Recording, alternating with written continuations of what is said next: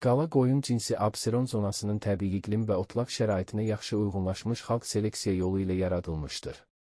Tez yetişkənlik və törəyib artmaq xüsusiyyətinə malikdir. İl boyu təbii otlaqlarda saxlanmaqla yüksək keyfiyyətli ət, quyruq, yun, süd və bala verir. Otlaq və bordaq şəraitində intensiv kökəlir. Qoyunların çəkisi 50-75 kiloqram, erkəklərinki isə 60-100 kiloqram, ət çıxarı 42-52%, süd məhsuldarlığı 70-100 kilo olmaqla yağlılığı 6,4%-a qədər olur. Qala qoyunun gövdəsi iri, başı yüngül və orta böyüklükdə, düz profilli, qoçlarda nisbətən dik burunludur. Qoyunların əksəriyyəti buynuzsuzdur, tək-tək hallarda qoçlarda buynuza rast gəlinir.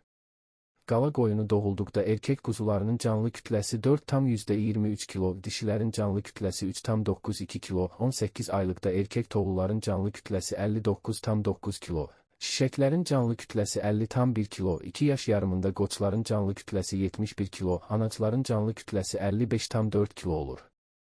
Elik törədici qoçların canlı kütləsi 71 kiloqramdır.